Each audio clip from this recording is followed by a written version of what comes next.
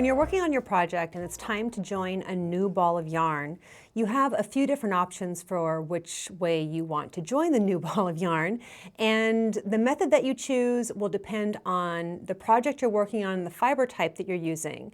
In this video, I'm going to demonstrate 4 different ways of joining a new ball of yarn. Well, I'm actually not going to demonstrate them. I'm going to talk about the differences between them and give you links to my videos that show you how to do this specific join. But we're going to talk about when you want to use each one and how one looks different from the other. Let's go ahead and take a look. These joins all work whether you are staying in the same color or changing color. I changed color in each one of my samples to make it clear exactly where I changed to a new ball of yarn. This first one is spit splicing, and I'll give you a link here to the spit splicing video. It's actually a way of felting the old ball of yarn to the new ball of yarn, and you don't want to use this if you're working stripes. It's only if you're staying with the same color of yarn. And this also only works with natural animal fibers. It won't work with cotton or acrylic or other cellulose or synthetic fibers. Now, the thing you notice about this is that when you get up to the color change, you have what you would call a muddy color change. That's why it's no good for stripes. But it is good in the way that if we didn't have this color change, it looks really smooth.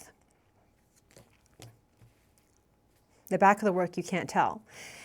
One thing you can't see in video is that it does leave the work feeling a little bit stiffer right here where the join happened. The join is about 1.5 stitches, and so those areas that I felted do feel felted compared to the softness of the rest of the work. I find spit splicing to be the most effective and nicest looking of the join most of the time when I'm working with an animal fiber. But if you join it and you find that it doesn't look that great, you have other options. This next option is the Russian join. And you'll see, in contrast to the spit splicing, there is no muddy color break. It's a super clean color break. And it looks really good, and this join works with either animal fibers or cotton or synthetic fibers. There's no felting involved. And it doesn't feel thicker or stiffer like spit splicing did. The downside of the Russian join is this. You can end up with these little pokey ends from the join. And this, it looks perfect on this side, and that's great. That's what's really nice about this, is that you do end up with really nice looking work.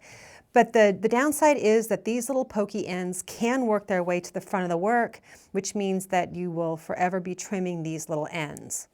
Because I used 100% wool in this sample, it is likely that these ends will just sort of naturally felt their way in and never work their way out to the front. So you can always switch back and forth between these two and see which one looks best. That's usually what I do. I always start with spit splicing. If it doesn't look good, I'll try a Russian join next. Okay? This is the method you want to use if you're working stripes, really, of any fiber type. You want to join the new color at the end of the round, not switch color in the middle.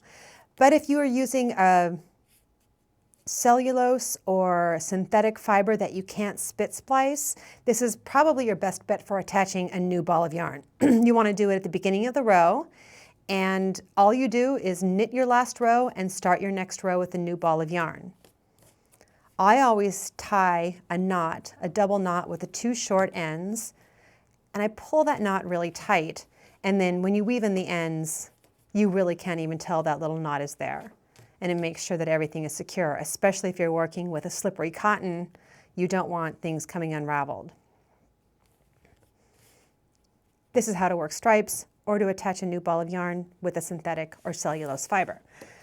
Okay, this is more of a cautionary tale than a great way to attach a new ball of yarn. You can see that I attached my new ball of yarn right in the middle of a row, using the same method that I did in the last sample. I just started knitting with a new ball of yarn. Now, I'm sure you can see this. There's a huge gaping hole in my work. And are ways that you can fix this up. One is that you can tie a knot using the two short tails, watching your tension. Actually, I'm not going to double knot that. And you can see that helped close it up. Or if you're working with an animal fiber, you don't have to tie a knot, but you can mimic the way the knit stitches work their way across a row.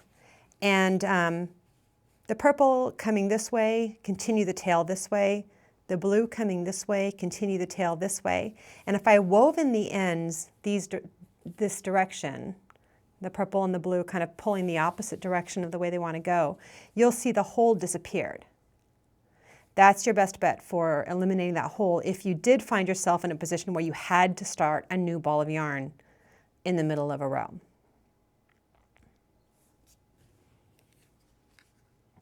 That's it, 4 different ways of attaching a new ball of yarn.